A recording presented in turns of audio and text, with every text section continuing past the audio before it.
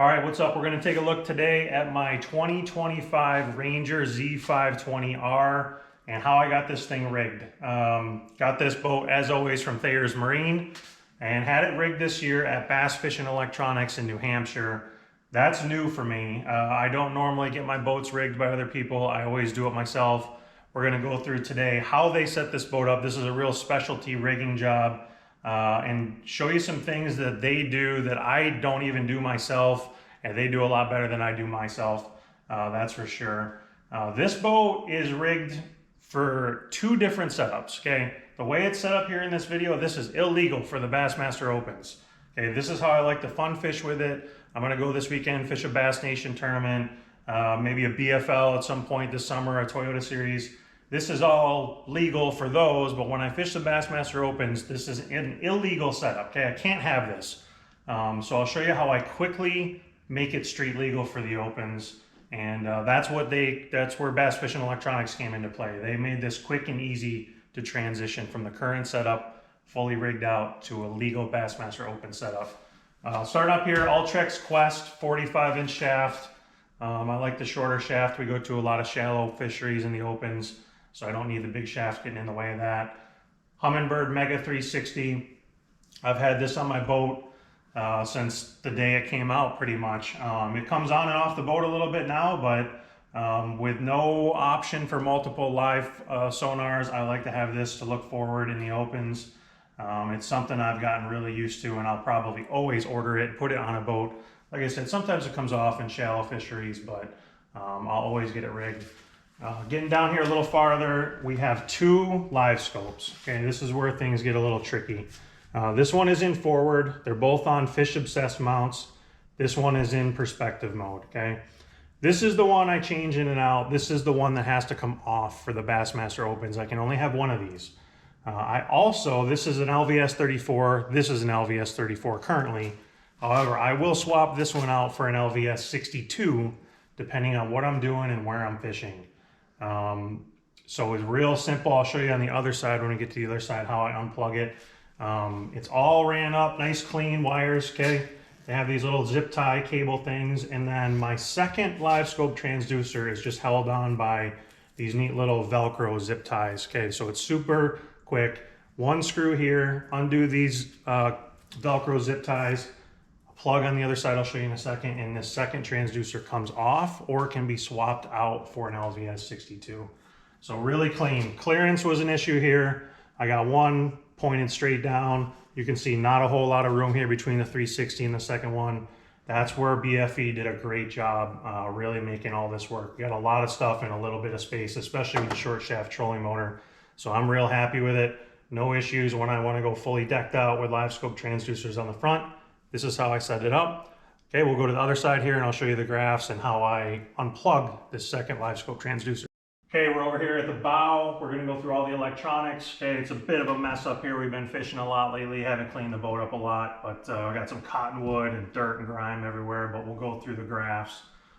First, a couple quick accessories coming off that other side.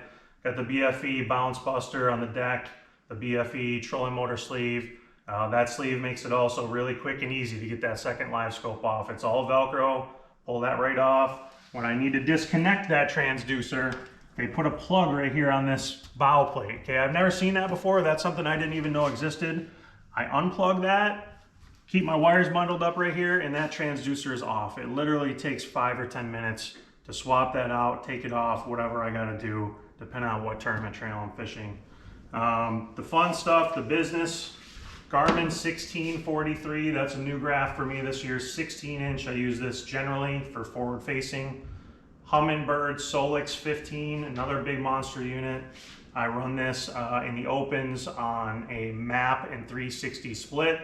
And then over here, this is the one that comes on and off as well, a Garmin 1243. This is on a balls out mount. It can be taken off really, really quickly, a couple minutes.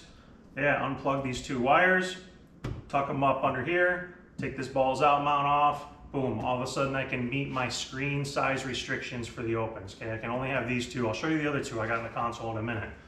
These two are on a BBT over the hood mount. I really like this mount because getting inside the bow panel is easy. There's 2 bolts or 2 screws on either side. Undo those and this whole thing flips up. Okay, before you had to take off 8 or 10 screws. They were threaded in there. It was really a pain in the butt. They were hard to get to. Now it's 4 screws on and off if you ever have to get in there and replace something. Running all the way up the side of this is a BFE custom wiring harness. It brings direct clean power up here. That's the key to these big graphs. We got good clean lithium power in the back, and we want to make sure it gets all the way up here in the front. No point in having all these tools if they have bad interference or low voltage or cut in and out. So that's something they did really good clean job of. We'll move back to the console and take a look at what goes on back there. All right, here at the console, this is where I spent a lot of time graphing, idling, all that, navigating. This has been a setup I've ran forever. 2 Humminbirds at the console. This year I have 2 Solix 12s. This one generally runs side imaging. This one runs mapping in 2D, sometimes DI. If I'm navigating, I leave one on full screen map, one on 2D map, one on 2D and map rather, and helps me get around super easy. I think Humminbird has the best side imaging. I think Humminbird has the best mapping. So that's why I continue to run 2. I've played with other configurations. We'll talk about here in a second, but I always go back to 2 Humminbirds. I can't get away from it. Those are both on a BBT, Bass Boat Technologies mount as well. I've ran that for a long time, super stable, doesn't shake around, easy to put on. Again, BFE put that on for me. Specialty part of this setup here, okay? This is where things get tricky. Right here is another balls out mount. Tucked up underneath here, 2 more Garmin wires, a power wire and a network wire. Okay, and the reason I have this here is we can no longer run live scope transducers in the opens off the transom of the boat on a pole. I do have a Sniper Marine pole that I use here sometimes as well. Can't use that in the opens. The only one we can have is on the trolling motor. So if I go somewhere where I want to idle with live scope on, or I want to use Garmin mapping instead of LakeMaster, let's say they don't have LakeMaster, I can take one of these Humminbirds off. If I'm in an open and I need to stay in my screen size restrictions, I can take one of these Humminbirds off, take that 1243 Garmin on a balls out mount and put it right here, okay? Takes, again, 5 minutes to take that from there to here. Super quick, easy, and efficient. I played with a lot of setups last year. We knew that this year screen restrictions and brands and number of transducers, blah, blah, blah, were all gonna come into play. And I did not find one setup that I felt was best for all scenarios. So when I had this boat rigged, rather than rig it for one setup to use every day, I had it rigged to use multiple setups, different scenarios, and change them out as quick as possible. So again, I can take that 1243 on that balls out mount, put it here. When I do that in an open, I have to take one of these Humminbirds off, but it allows me to put my trolling motor in the water, idle around with my live scope down if I want to look at that, or use my Garmin back here for mapping if I need to run a different source of mapping other than what I can put in a Humminbird. So this was a big ask. This was super tricky for them to figure out how to do. I'll show you here in just a second in the rod box how it's all networked together, but this was a setup that nobody had asked Steve to do before. He came through, made it work, and it's been super handy to utilize all season long. So let's move up here into the rod locker and I'll show you the network boxes where this all is connected and talks together. All right, we're gonna go into this driver's side rod locker. This is where all the network boxes are, where all these graphs talk to each other. And I told you, it's the middle of the season. We're fishing all the time, not cleaning anything up. You can see it's midsummer, it's June, the garage is a mess, and so is the rod locker, okay? I took Trav out the other day, so we got life jackets in here, we got Sims flannels, we got rain suits, jackets, my life jacket, okay, it's all in here. Spray to clean the graphs, it's all in here, okay? And also in here is my network boxes, okay? I have 2 Garmin black boxes in here. That's what runs both of my live scopes up front, and tucked way up behind them is a Garmin network box where they all talk to each other. All these Garmin transducers and units come together right here. That's where they talk to each other. It runs back to the console, so I can rig one up there, and it runs up here to the front. Also in here is a Humminbird Ethernet box.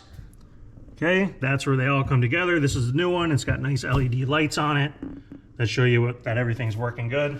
And everything in here is labeled. That's what I like most about what BFE did. That's something I never took the time to do on my own, okay?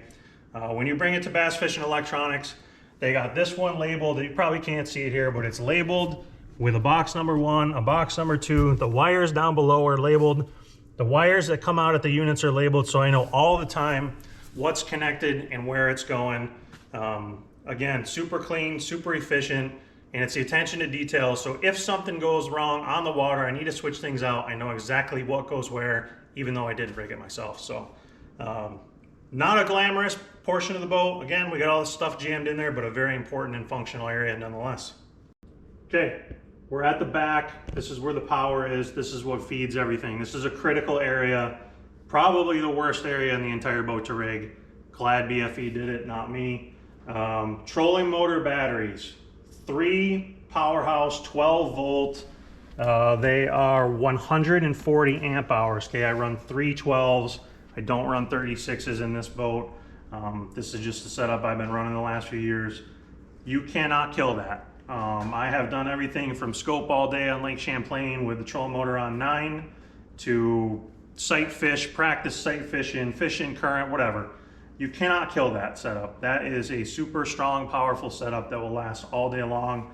Majority of the days I come in, I still got 60–70% left.